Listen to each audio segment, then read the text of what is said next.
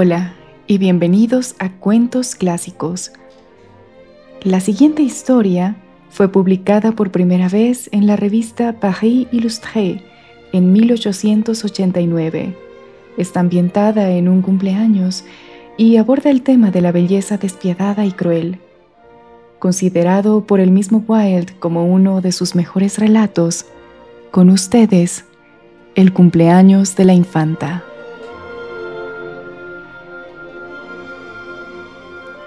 Era el cumpleaños de la infanta. Acababa de cumplir los 12 años y el sol brillaba radiante en los jardines de palacio. Aunque fuese una princesa auténtica e infanta de España, solo tenía un cumpleaños al año, igual que los hijos de la gente pobre, de modo que, lógicamente, era asunto de la mayor importancia para todo el país que en tal ocasión hiciera un día muy hermoso. Y de hecho el día era hermoso.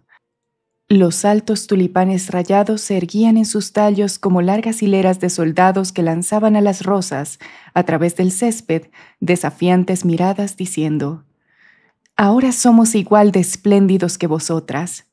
Las mariposas púrpura revoloteaban por todas partes con polvo de oro en las alas, visitando a todas las flores una tras otra. Las lagartijas se escurrían por las hendiduras de la pared para ir a calentarse a los rayos del sol, y las granadas se abrían y estallaban con el calor, mostrando su corazón rojo y ensangrentado. Los limones amarillo pálido, suspendidos en profusión de los deteriorados embarrados y a lo largo de las sombrías arcadas, parecían tomar un color más intenso con la maravillosa luz del sol, y los magnolios desplegaban el marfil de sus grandes pétalos en forma de globos y llenaban el aire con un perfume denso y dulzón. La princesita paseaba arriba y abajo por la terraza con sus compañeros y jugaba al escondite alrededor de jarrones de piedra y de viejas estatuas cubiertas de musgo. Los días ordinarios solo se le permitía jugar con niños de su rango, por lo que siempre tenía que jugar sola, pero el día de su cumpleaños era una excepción, y el rey había ordenado que invitase a todos los amiguitos que más quería para que fueran a divertirse con ella. Había una gracia llena de majestad en todos aquellos esbeltos niños españoles mientras corrían de un lado para otro, los muchachos con sus grandes sombreros de plumas y sus cortas capas flotantes, las muchachas recogiendo la cola de sus largos vestidos de brocado y protegiéndose los ojos del sol con la ayuda de grandes abanicos negros y argentados. Pero la infanta era la más graciosa de todas ellas, y era ella la que iba ataviada con mejor gusto según las modas algo recargadas de la época. Su vestido era de raso gris, la falda y las mangas abullonadas estaban espléndidamente bordadas de plata y el rígido corcelete constelado por hileras de perlas finas. 2 minúsculos chapines adornados con grandes pompones de color rosa asomaban bajo su vestido cuando andaba. Su gran abanico de gasa rosa estaba bordado de perlas, y en los cabellos, que formaban una especie de aureola de oro mate en torno a su pequeña cara pálida, llevaba una magnífica rosa blanca. Desde una de las ventanas de palacio, el rey, triste y melancólico, los observaba. Detrás de él, de pie, estaba su hermano, don Pedro de Aragón, al que odiaba. Su confesor, el gran inquisidor de Granada, se sentaba a su lado. El rey estaba más triste aún que de costumbre porque, mirando a la infanta inclinarse con gravedad infantil ante los cortesanos reunidos o reírse detrás de su abanico de la severa duquesa de Albuquerque que siempre la acompañaba, pensaba en la joven reina, su madre, que tan poco tiempo antes, al menos eso le parecía a él, había venido del alegre país de Francia para marchitarse entre los sombríos esplendores de la corte española y morir 6 meses después del nacimiento de su hija, sin haber visto florecer 2 veces los almendros del vergel, ni recogido los frutos del 2.º año de la vieja higuera de retorcido tronco que se alzaba en el centro del patio, invadido ahora por la hierba. Su amor por ella era tan fuerte que ni siquiera había permitido a la tumba ocultársela. Había sido embalsamada por un médico moro, a quien, como recompensa por sus servicios, le había perdonado una vida que, según decían, pertenecía ya al Santo Oficio por herejía y sospecha de prácticas mágicas, y su cuerpo todavía reposaba en su ataúd tapizado sobre el mármol negro de la capilla de palacio, tal como lo habían depositado los monjes aquel ventoso día de marzo casi 12 años atrás.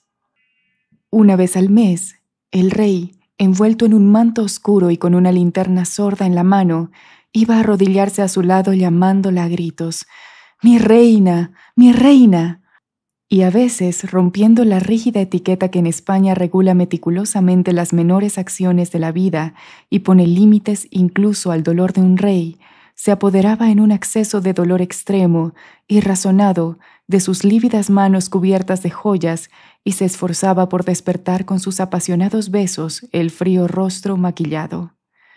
Hoy le parecía volver a verla, tal como la había visto por primera vez en el palacio de Fontainebleau, cuando él solo tenía 15 años y ella era más joven todavía. En tal ocasión, habían sido formalmente desposados por el nuncio del Papa en presencia del rey de Francia y de toda la corte. Luego había regresado a El Escorial, llevándose un pequeño rizo de dorados cabellos y el recuerdo de 2 labios infantiles inclinándose para besarle la mano en el momento en que montaba en su carroza. Después había venido la boda, celebrada apresuradamente en Burgos, pequeña ciudad de la frontera entre los 2 países, y la grandiosa entrada pública en Madrid con la habitual celebración de la misa mayor en la iglesia de Atocha, y un auto de fe más solemne que de costumbre, en el que más de 300 herejes, con un buen número de ingleses entre ellos, habían sido entregados al brazo secular para ser quemados en la hoguera. Sí, la había amado hasta la locura, y para ruina de su país, pensaban muchos, porque España estaba entonces en guerra con Inglaterra por la posesión del imperio del Nuevo Mundo. Apenas le había permitido que estuviera un momento fuera de su vista. Por ella había olvidado o parecía haber olvidado todos los graves asuntos de Estado, y con la temible ceguera que la pasión impone a sus esclavos, no se había dado cuenta de que las refinadas ceremonias con que trataba de agradarla no hacían más que agravar la extraña enfermedad que la reina sufría. Cuando murió, él había estado durante un tiempo como privado de razón. De hecho, no cabe duda de que hubiera abdicado formalmente y se hubiera retirado al gran monasterio trapense de Granada, del que ya era prior titular, si no hubiera temido dejar a la pequeña infanta a merced de su hermano, cuya crueldad era notoria incluso en España, y de quien muchos sospechaban que había provocado la muerte de la reina mediante un par de guantes emponzoñados que le había regalado con ocasión de la visita que ella le había hecho a su castillo de Aragón. Incluso después de haber expirado los 3 años de luto público ordenados por un edicto real en todos sus dominios, nunca permitió que sus ministros le hablasen de una nueva alianza, y cuando el emperador en persona le envió a su sobrina, la encantadora duquesa de Bohemia, para ofrecerle en matrimonio su mano, ordenó a los embajadores que dijeran a su señor que el rey de España ya estaba casado con la pena, y que, aunque ésta fuese una esposa estéril, la prefería a la belleza, respuesta que hizo perder a la corona de España las ricas provincias de los Países Bajos, que poco después se rebelaron contra el rey, instigadas por el emperador y bajo la dirección de un puñado de fanáticos de la Iglesia reformada. Toda su vida conyugal, con sus ardientes e intensas alegrías, y la terrible angustia de su repentino fin parecían volver ante él ese día, mientras contemplaba a la infanta jugando en la terraza. Tenía toda la deliciosa petulancia de la reina, la misma forma voluntariosa de erguir la cabeza, la misma boca magnífica y de altivas curvas, la misma sonrisa maravillosa. Sí, una vrai sourire de France, cuando de vez en cuando alzaba los ojos hacia la ventana o tendía su pequeña mano a los solemnes hidalgos para que la besaran. Pero la penetrante risa de los niños irritaba los oídos del rey, y la despiadada claridad del sol se burlaba de su dolor al mismo tiempo que una fuerte fragancia de especias extrañas, del tipo de las que utilizan los embalsamadores, parecían infectar, ¿o era imaginación?, el aire puro de la mañana. Se cubrió la cara con las manos, y cuando la infanta levantó los ojos, se habían corrido las cortinas y el rey se había retirado. Ella hizo una pequeña mu de desencanto y se encogió de hombros. Bien podría haberse quedado con ella el día de su cumpleaños. ¿Tanta importancia tenían los estúpidos asuntos de Estado? ¿O había vuelto a ir a la lúgubre capilla donde siempre ardían los cirios, pero donde a ella nunca le habían permitido entrar? Qué tonto era de su parte cuando el sol brillaba con tanto esplendor y todo el mundo estaba tan contento. Además, se perdería el simulacro de corrida de toros que ya anunciaban las trompetas, por no decir nada de las marionetas ni de todas las demás cosas maravillosas. Su tío y el gran inquisidor eran mucho más sensatos. Habían salido a la terraza y le hacían amables cumplidos. Así que echó hacia atrás su bonita cabeza y, cogiendo a don Pedro de la mano, bajó lentamente las gradas para dirigirse hacia un gran pabellón de seda púrpura que habían levantado al fondo del jardín, seguida por los demás niños que respetaban un orden rigurosamente estricto de precedencia, pasando primero los que tenían apellidos más largos. Un cortejo de niños de la nobleza con fabulosos trajes de toreador salió a su encuentro, y el joven conde de Tierra Nueva, un adolescente de unos 14 años y maravillosa belleza, descubriéndose con toda la gracia de un hidalgo y de un grande de España de nacimiento, la condujo con toda solemnidad hasta un pequeño trono de oro y marfil dispuesto sobre un estrado que dominaba el ruedo. Los niños, que cuchicheaban mientras agitaban sus grandes abanicos, se agruparon a su alrededor mientras don Pedro y el gran inquisidor, muy alegres, permanecían de pie en la entrada. Hasta la duquesa, la camarera mayor, como se la llamaba, mujer enjuta de rasgos duros, que llevaba una gorguera amarilla, no parecía tan malhumorada como de costumbre, y una especie de sonrisa glacial animaba su cara arrugada y crispaba sus delgados labios pálidos. Fue desde luego una maravillosa corrida de toros, y mucho más bonita, pensó la infanta, que la corrida de toros de verdad a la que la habían llevado a Sevilla con ocasión de la visita del duque de Parma a su padre. Algunos niños caracoleaban montados en caballos de madera ricamente enjaezados, blandiendo largas lanzas engalanadas con banderolas de cintas de brillantes colores. Otros los seguían a pie agitando sus capas escarlata delante del toro, luego saltaban ágilmente por encima de la barrera cuando los embestía. Y en cuanto al toro, era exactamente igual que un toro de verdad, aunque solo estuviera hecho de mimbre recubierto por una piel y aunque insistiera en dar vuelta al ruedo sobre sus patas traseras, cosa que nunca se le hubiera ocurrido hacer a otro de verdad. Se dejó lidiar de manera magnífica, y los niños, muy excitados, se levantaban en sus bancos agitando sus pañuelos de encaje y gritando «¡Bravo, toro! ¡Bravo, toro!», con la misma seriedad que las personas mayores. Finalmente, sin embargo, tras una lidia prolongada, durante la que varios caballitos de madera fueron atravesados de parte a parte a cornadas y sus jinetes desmontados, el joven conde de Tierra Nueva hizo humillarse al toro a sus pies, y tras haber conseguido de la infanta permiso para darle el coup de grâce, hundió su espada de madera en el cuello del animal con tanta violencia que le arrancó la cabeza, dejando ver entonces la cara risueña del pequeño Monsieur de Lorraine, hijo del embajador francés en Madrid. Se despejó entonces el ruedo entre muchos aplausos, y los caballos de madera muertos fueron solemnemente arrastrados fuera del recinto por dos pajes moros de librea amarilla y negra, y tras un breve intermedio, durante el que un equilibrista francés hizo un ejercicio sobre la cuerda floja, hicieron su aparición unas marionetas italianas en la tragedia semiclásica de Sofonisba, sobre el escenario de un teatrillo construido para la ocasión. Actuaron tan bien y sus gestos tenían tanta naturalidad que al final de la obra los ojos de la infanta estaban completamente empañados de lágrimas. Algunos niños lloraban de verdad y hubo que consolarlos con dulces, y hasta el gran inquisidor mismo estaba tan emocionado que no pudo por menos decir a don Pedro que le parecía intolerable que objetos hechos simplemente de madera y cera de colores y movidos mecánicamente por alambres pudieran ser tan desdichados y estar sujetos a infortunios tan terribles.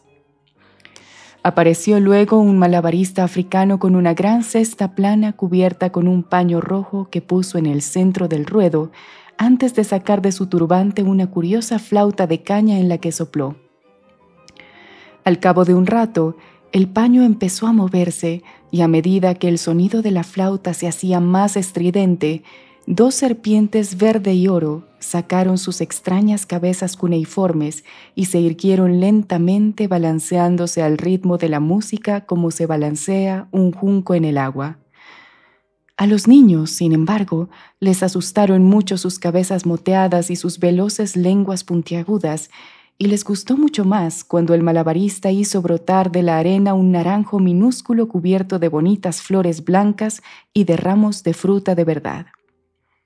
Pero cuando cogió el abanico de la hijita de la marquesa de las Torres y lo convirtió en un pájaro azul que se puso a revolotear por encima del pabellón cantando, su alegría y su asombro no conocieron límites. El solemne minué interpretado por los niños bailarines de la iglesia de Nuestra Señora del Pilar también fue delicioso. La infanta aún no había visto esa maravillosa ceremonia que tiene lugar todos los años durante el mes de mayo ante el altar mayor de la Virgen y en su honor. De hecho, ningún miembro de la familia real de España había entrado en la gran catedral de Zaragoza desde que un cura demente, que muchos creyeron a sueldo de Isabel de Inglaterra, había intentado administrar la comunión al príncipe de Asturias con una hostia envenenada. Así pues, solo conocía de oídas la danza de Nuestra Señora, como la llamaban, y que era desde luego un espectáculo espléndido. Los niños, siguiendo la antigua moda cortesana, llevaban trajes de terciopelo blanco y sus curiosos tricornios estaban ribeteados de plata y rematados por enormes plumas de avestruz. Y cuando iban y venían bajo la luz del sol, se acentuaba todavía más la deslumbrante blancura de sus ropas por el contraste de sus caras morenas y de sus largos cabellos negros. Todo el mundo quedó fascinado por la dignidad y la seriedad con que realizaban las complicadas figuras de la danza, así como por la estudiada gracia de sus gestos lentos y de sus majestuosas reverencias. Y cuando terminaron su representación y se quitaron el sombrero ante la infanta, ella correspondió con gran cortesía a su homenaje e hizo voto de enviar un gran cirio de cera al santuario de Nuestra Señora del Pilar en agradecimiento al placer que le había procurado. Un grupo de hermosos egipcianos, como se llamaba entonces a los gitanos, salió al ruedo y sentándose en círculo con las piernas cruzadas, empezaron a tocar dulcemente sus cítaras, moviendo el cuerpo al ritmo de la música y cantando, casi entre dientes, una melodía lenta y melancólica. Cuando vieron a don Pedro, le miraron con aire amenazador, y algunos parecían aterrorizados, pues hacía solo unas semanas que había mandado ahorcar por brujería en la plaza del mercado de Sevilla a 2 hombres de su tribu, pero la infantita les encantó cuando vieron a sus grandes ojos azules mirarlos por encima de su abanico y sintieron que una criatura tan encantadora nunca podría ser cruel con nadie.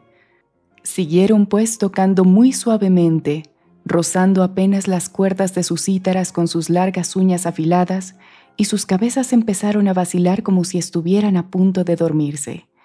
De pronto, con un grito tan estridente que todos los niños se sobresaltaron y don Pedro llevó convulsivamente la mano al pomo de ágata de su daga, se pusieron a saltar sobre sus pies y empezaron a dar vueltas como locos alrededor del recinto, haciendo sonar sus tamboriles y salmodiando una especie de salvaje canto de amor en su extraña lengua gutural.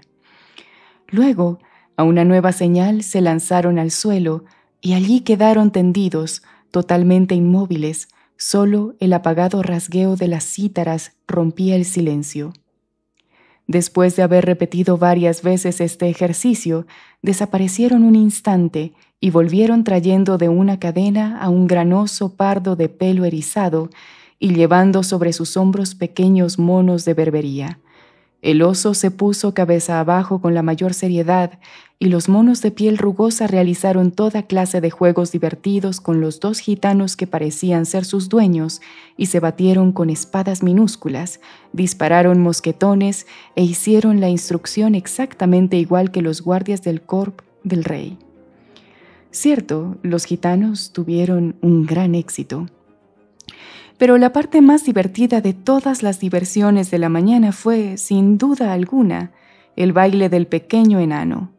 Cuando entró dando traspiés en el ruedo, vacilando sobre sus piernas torcidas y moviendo de un lado a otro su gran cabezota deforme, los niños lanzaron gritos de alegría, y la infanta misma se reía de tal forma que la camarera hubo de recordarle que, si había muchos precedentes de que en España la hija de un rey hubiera llorado ante sus pares, no había ninguno de una princesa de sangre real que se divirtiera tanto ante quienes eran inferiores a ella en alcurnia. Pero el enano era de hecho totalmente irresistible, y ni siquiera en la corte española, famosa desde siempre por cultivar su pasión por lo horrible, se había visto nunca un pequeño monstruo tan fantástico. Era además su primera aparición. No lo habían descubierto sino la víspera, corriendo como un salvaje por el bosque, dos nobles que casualmente estaban cazando en una parte remota del gran bosque de alcornoques que rodeaba la ciudad, y lo habían traído a palacio para dar una sorpresa a la infanta, mientras su padre, un pobre carbonero, se alegraba mucho de librarse de un hijo tan feo y tan inútil. Quizá lo más divertido en él era su total inconsciencia de su grotesco aspecto. Parecía de hecho completamente feliz y desbordaba entusiasmo.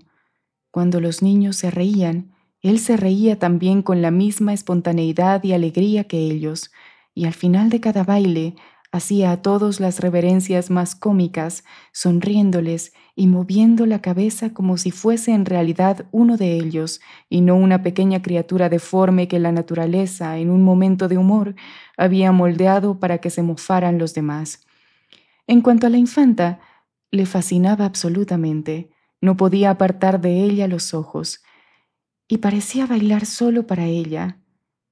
Y cuando al final de la representación, acordándose de haber visto a las grandes damas de la corte echar ramilletes de flores a Caffarelli, el célebre soprano italiano a quien el Papa había enviado desde su propia capilla a Madrid para que intentara curar al rey de su melancolía con la dulzura de su voz, se quitó del peinado la magnífica rosa blanca, y un poco por broma, y otro poco por hacer rabiar a la camarera, se la tiró al ruedo con su sonrisa más graciosa.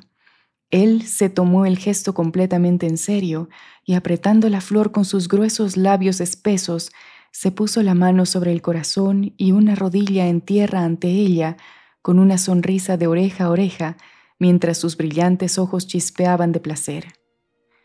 Esto alteró de tal modo la seriedad de la infanta que siguió riéndose mucho tiempo después de que el pequeño enano hubiera salido corriendo del ruedo, y expresó a su tío el deseo de que se repitiera inmediatamente el baile.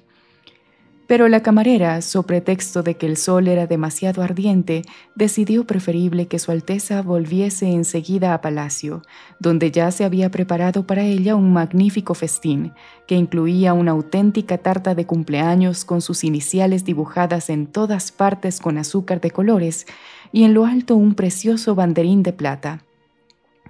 Así que la infanta se levantó con mucha dignidad, y después de haber dado la orden de que el pequeño enano volviese a danzar para ella después de la hora de la siesta, y de haber expresado su agradecimiento al joven conde de Tierra Nueva por su encantadora acogida, volvió a sus aposentos, seguida por los niños en el mismo orden en que habían entrado. Ahora bien, cuando el pequeño enano oyó decir que debía bailar por segunda vez ante la infanta y por expresa orden suya, sintió tanto orgullo que corrió al jardín para cubrir a la rosa blanca de besos en un absurdo arrebato de placer y haciendo los gestos de felicidad más ridículos y torpes. Las flores se indignaron mucho de la audacia con que había invadido su hermosa morada, y cuando le vieron hacer cabriolas por los paseos y agitar los brazos por encima de su cabeza de una manera tan ridícula, no pudieron contener por más tiempo sus sentimientos. «Realmente es demasiado feo para que le permitan jugar en un sitio donde estemos nosotros», exclamaron los tulipanes. «Debería beber zumo de adormidera e irse a dormir durante 1000 años», dijeron los grandes lirios escarlata muy acalorados y furiosos. «Es un verdadero monstruo», chilló el cactus. «Mirad lo torcido y pequeñajo que es». y su cabeza no guarda ninguna proporción con sus piernas. Os aseguro que siento picores por todo el cuerpo, y si se me acerca le pincharé con mis espinas. Y encima se ha quedado con una de mis más bellas flores, exclamó el rosal blanco. Esta mañana yo misma le he regalado una a la infanta por su cumpleaños, y él se la ha robado. Y se puso a gritar lo más alto que pudo. ¡Ladrón! ¡Ladrón! ¡Ladrón! Hasta los geranios rojos, que habitualmente no se daban mucha importancia y pasan, como se sabe, por tener muchos parientes pobres, hicieron una mueca de asco al verle, y cuando las violetas hicieron observar suavemente que, si desde luego era muy feo, no era sin embargo por culpa suya, ellos replicaron con toda justicia que ese era precisamente su mayor defecto, y que el hecho de que fuera incurable no era razón para admirar a un individuo. Y de hecho, entre las violetas mismas algunas admitieron que el pequeño enano exhibía su fealdad casi con ostentación, y que hubiera dado prueba de mejor gusto mostrándose triste, o por lo menos pensativo, en lugar de saltar con un aire tan divertido y adoptar todas aquellas actitudes a cual más grotesca y absurda. En cuanto al viejo reloj de sol, que era uno de los individuos más notables y que antaño había dado la hora ni más ni menos que al emperador Carlos V en persona, se quedó tan desconcertado por la aparición del pequeño enano que casi se le olvidó marcar 2 minutos enteros con su largo dedo de sombra, y no pudo por menos de decir a la gran pava real, blanca como la leche que tomaba el sol sobre la balaustrada, que todo el mundo sabía que los hijos de los reyes eran reyes y que los hijos de los carboneros eran carboneros, y que era absurdo pretender lo contrario, afirmación que la pava suscribió en todos sus puntos gritando «¡Desde luego, desde luego!», con una voz tan penetrante y tan chillona que los peces rojos que nadaban en el estanque del chorro de agua chapoteante y fresca sacaron la cabeza fuera del agua para preguntar a los inmensos tritones de piedra qué diablos ocurría.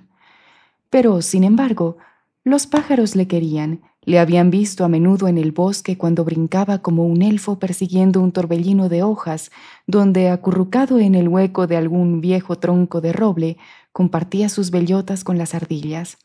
No les importaba lo más mínimo que fuera feo. Después de todo, el mismo ruiseñor que a veces cantaba por la noche en los naranjales tan melodiosamente que la luna se inclinaba para escucharlo, tampoco era una belleza. Y además había sido bueno con ellos durante aquel terrible invierno, cuando ya no había bayas en los árboles y la tierra estaba dura como el hierro y los lobos habían bajado hasta las puertas mismas de la ciudad en busca de alimento.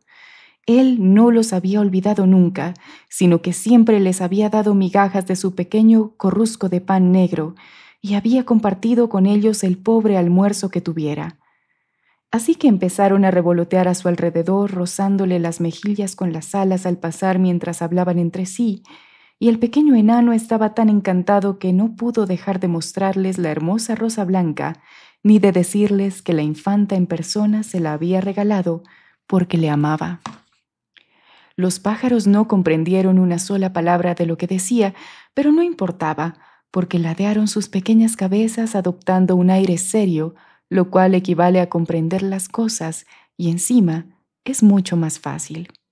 También las lagartijas se habían hecho muy amigas suyas, y cuando cansado de correr en todas direcciones se tumbó en la hierba para descansar, fueron a jugar y a brincar encima de él para intentar divertirle del mejor modo que pudieron. «No todo el mundo puede ser tan guapo como una lagartija», decían. «Sería pedir demasiado. Y aunque parezca absurdo decirlo, en última instancia realmente no es tan feo, siempre, claro está, que una cierre los ojos y no le mire».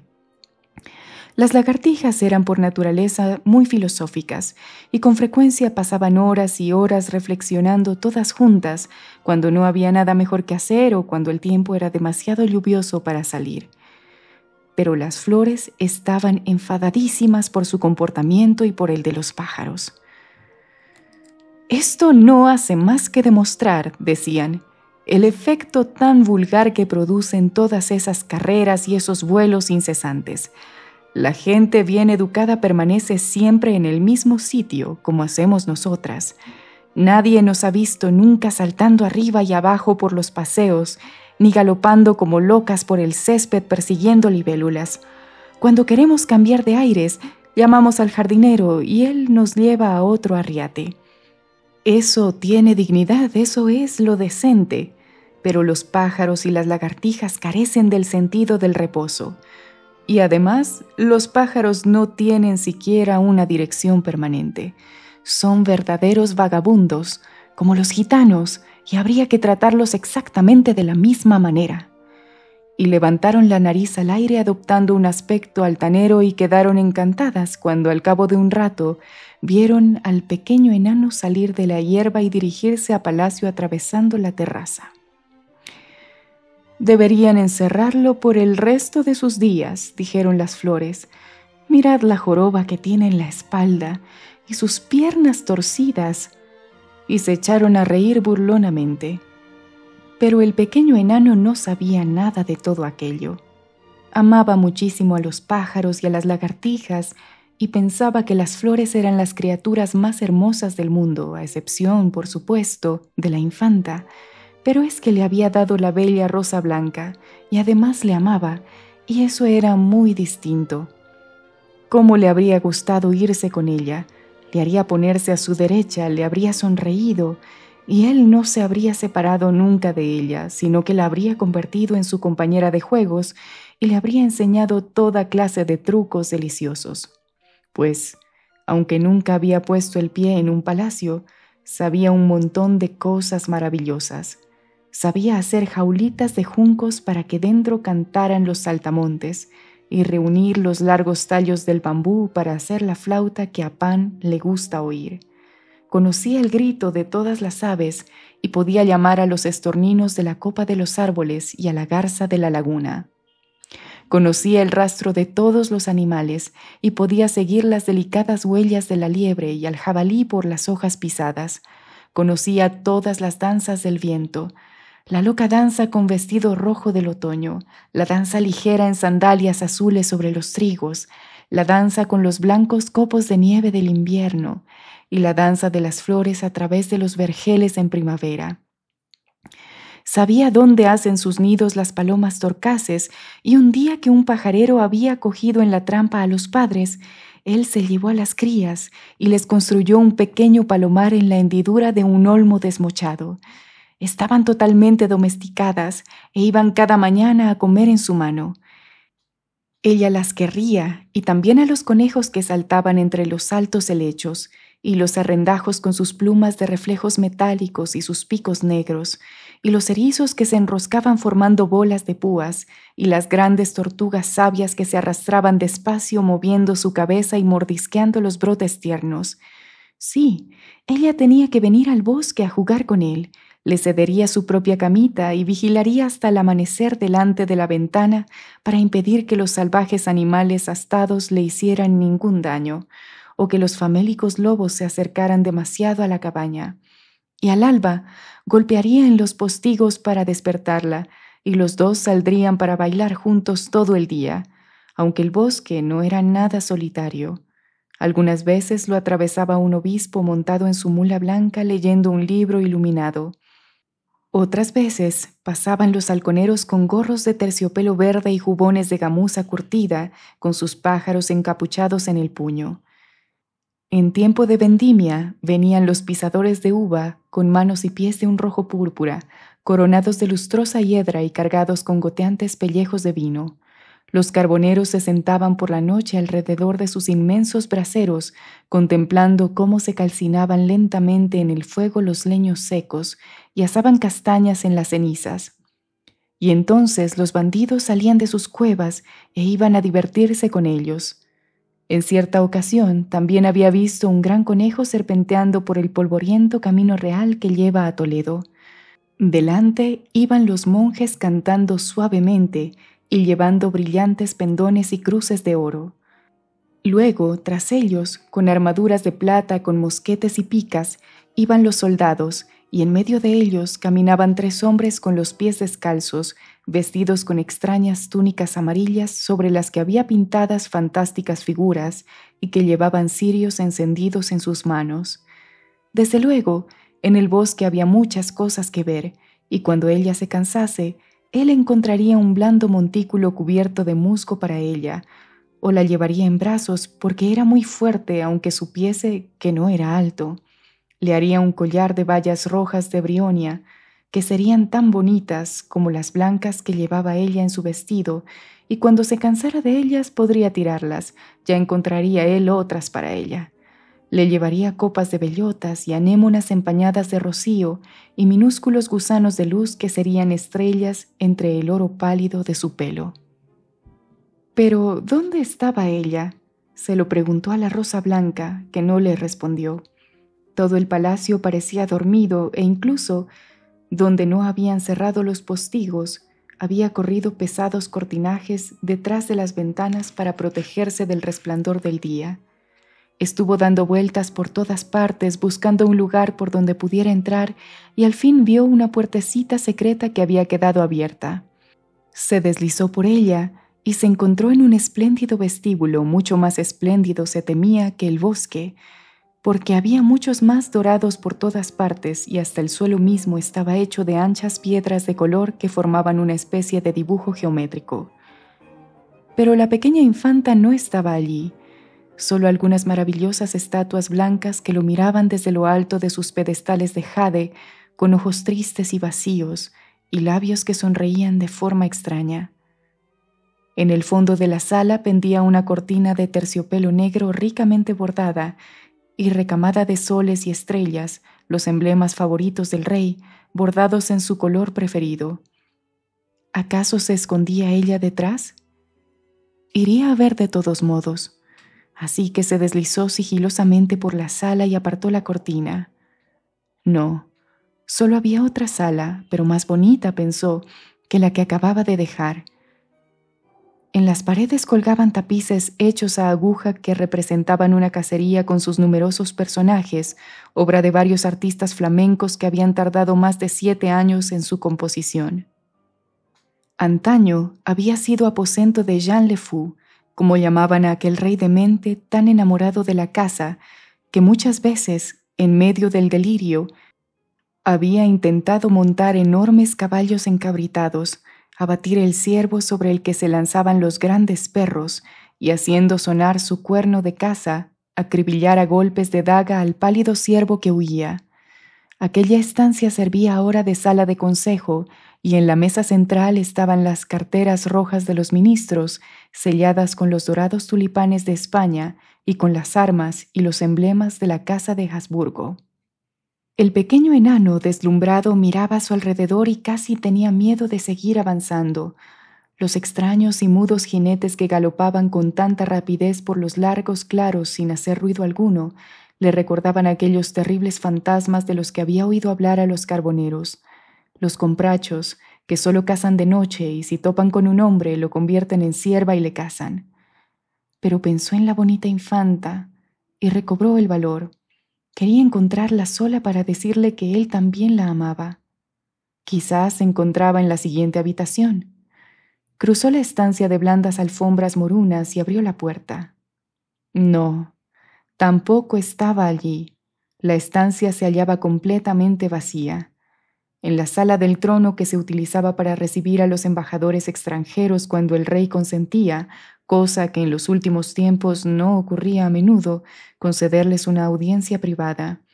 La misma estancia en la que muchos años atrás se habían presentado unos enviados procedentes de Inglaterra para negociar la boda de su reina, en aquella época uno de los soberanos católicos de Europa, con el hijo primogénito del emperador. Las colgaduras eran de cordobán trabajado en oro, y del techo negro y blanco colgaba un pesado lustro dorado cuyos brazos podían soportar 300 velas de cera. Bajo un gran dosel de tisú de oro, en el que estaban bordados los leones y las torres de Castilla en el aljófar, se alzaba el trono mismo, cubierto por un suntuoso velo de terciopelo constelado de tulipanes de plata y una elaborada cenefa de plata y perlas.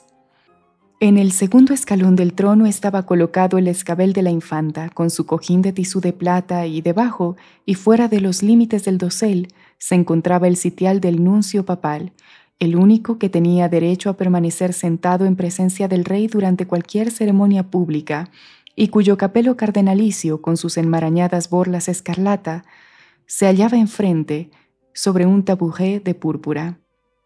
En la pared frente al trono colgaba un retrato de tamaño natural de Carlos V en traje de caza, con un gran mastín a su lado, y un cuadro que representaba a Felipe II recibiendo el homenaje de los Países Bajos ocupaba el centro de la otra pared. Entre las paredes había un vargueño negro de ébano, con incrustaciones de placas de marfil, sobre las que estaban grabados los personajes de la danza macabra de Holbein, de mano, se decía, del famoso maestro en persona. Pero al pequeño enano no le preocupaba nada toda aquella magnificencia.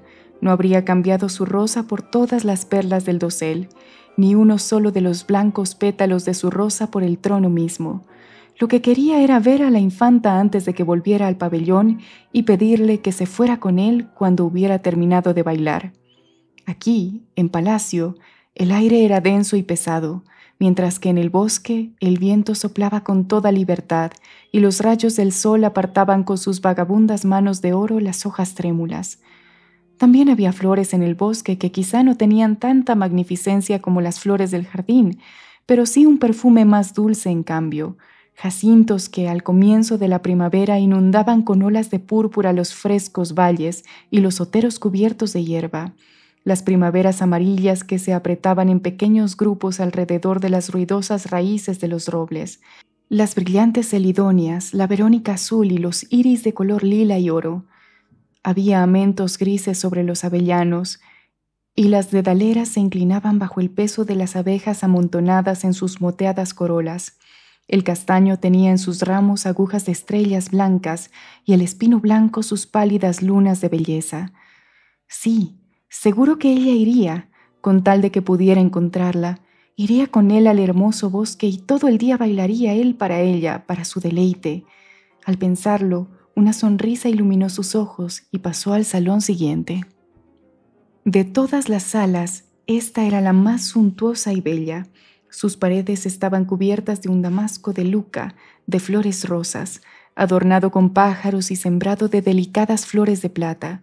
Los muebles de plata maciza estaban festoneados con guirnaldas de flores en las que se mecían cupidos. Delante de las 2 enormes chimeneas había 2 anchas pantallas bordadas de loros y pavos reales, y el suelo, que era de ónice verde mar, parecía extenderse muy lejos en la distancia. Pero no estaba solo. Cuando se encontraba en la sombra de la entrada, en el otro extremo de la estancia, vio una pequeña figura que le observaba. Su corazón tembló. De sus labios escapó un grito de alegría y avanzó hacia la luz. Al mismo tiempo, la pequeña figura avanzó también y él la vio con toda claridad. La infanta. Era un monstruo, el monstruo más grotesco que había visto él en su vida. No estaba proporcionado como lo estaban las demás personas, sino que era jorobado, con las piernas torcidas, con una enorme cabeza bamboleante y unas crines de pelo negro. El pequeño enano frunció el ceño, el monstruo lo frunció también, se rió, y el otro se rió como él y se puso en jarras exactamente igual que él. Le hizo una mueca burlona y el otro se la devolvió. Dio varios pasos hacia el monstruo y el monstruo fue a su encuentro, imitando todos los pasos que daba y parándose cuando él mismo se paraba. Lanzó un grito divertido, echó a correr hacia adelante y extendió la mano, y la mano del monstruo tocó la suya, pero estaba fría como hielo.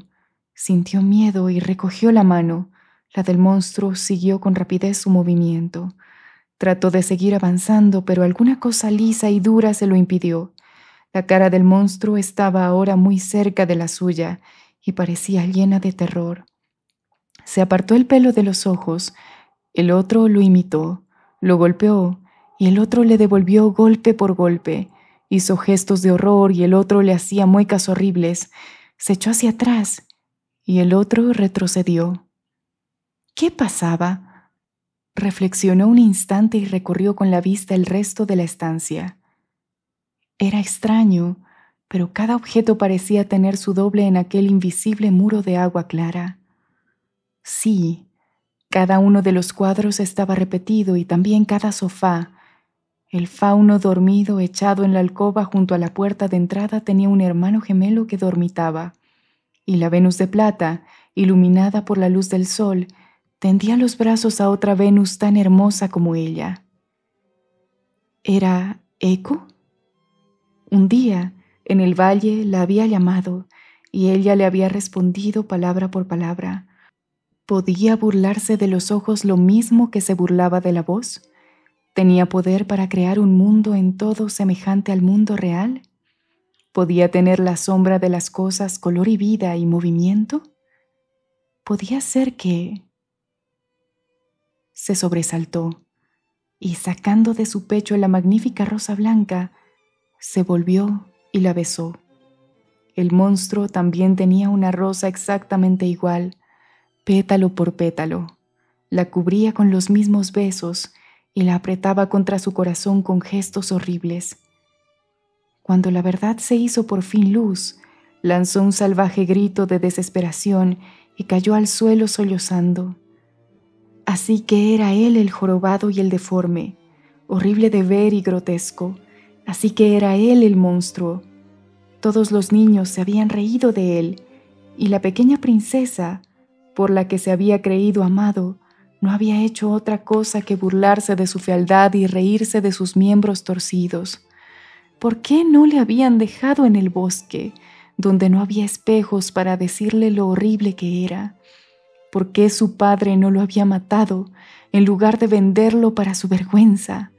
Ardientes lágrimas rodaban por sus mejillas y despedazó la rosa blanca. El monstruo, tumbado, hizo lo mismo y dispersó los delicados pétalos por el aire.